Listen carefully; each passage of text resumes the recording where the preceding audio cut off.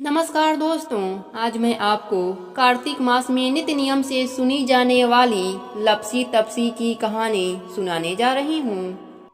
एक लपसी था, एक तपसी था। जल जमुना के तीर दोनों रहते थे। तपसी भगवान की तपस्या करता और लपसी सवा सिर लपसी बनाता और घंटी बजाकर भगवान को भोग लगाकर जिम लेता।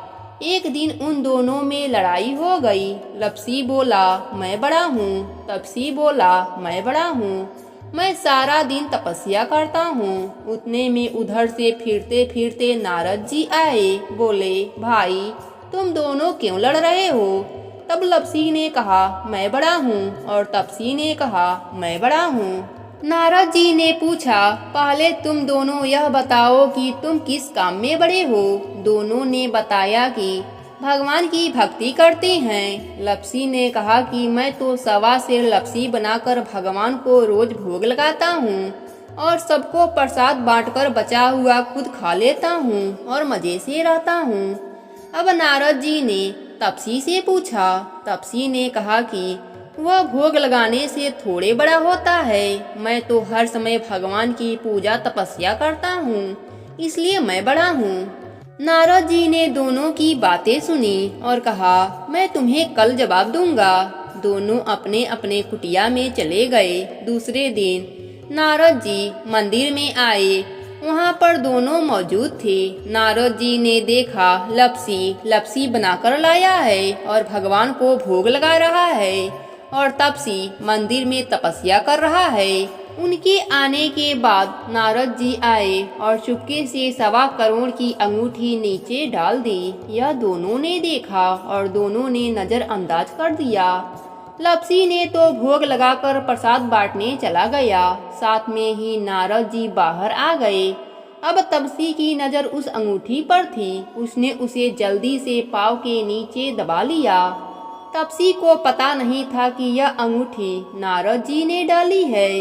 अब थोड़ी देर में नारद जी आए और उन्होंने लपसी से कहा, अब बताओ कौन बड़ा है?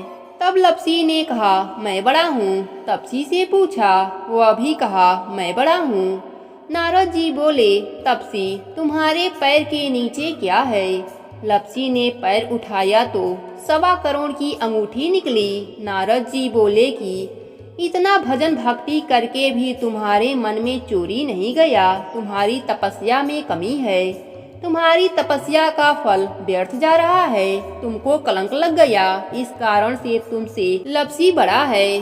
तब तपसी बोला, महाराज मेरी तपस्या का फल मुझे कैसे मिलेगा? कुछ तो उपाय बताओ। तब नारद जी बोले, कार्तिक मास में स्त्रियां कार्तिक स्नान करेंगी, वे अपना पुण्य तुम्हें देंगी, तब यह पाप उतरेगा। वह बोला, वह अपना फल मुझे क्यों देंगी?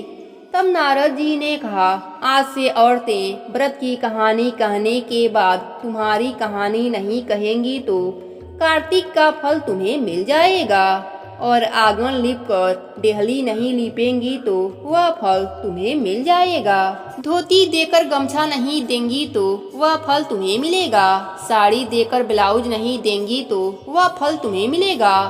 कांचली देकर कसैली नहीं देंगी तो वह फल तुम्हें मिलेगा। बेस देकर पगा नहीं लगाएंगी तो वह फल तुम्हें मिलेगा। दाहिनी ओर नाड़ा बांधेंगी तो वह फल तुम्हें मिलेगा। जूता देकर तेल नहीं देंगी तो वह फल तुम्हें मिलेगा। गोबरी थाप कर बाटला नहीं थापेंगी तो वह फल तुम्हें मिलेगा। पग पर पग रखकर धोएंगी तो वह फल तुम्हें मिलेगा।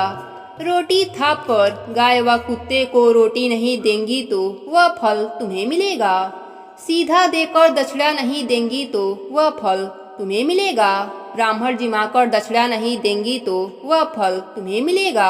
एकादशी का व्रत करके द्वादशी को ब्राह्मण नहीं जिमाएंगी तो वह फल तुम्हें मिलेगा। सभी व्रतों की कहानी कहकर तेरी कहानी नहीं कहेंगे तो उन्हें उनकी भक्ति का आधा फल तुम्हें मिल जाएगा। इतना कहकर नारद जी अंतर ध्यान हो गए, और तभी से और कथा कहानी कहने के बाद लपसी तपसी की कथा कहानी कहने का नियम हो गया। व्रत में सभी कथा कहानी सुनने के बाद अंत में लपसी तपसी की कहानी सुनने से व्रत का पूरा फल प्राप्त होता है। प्रेम से बोलिए राई दामोदर की जय हो।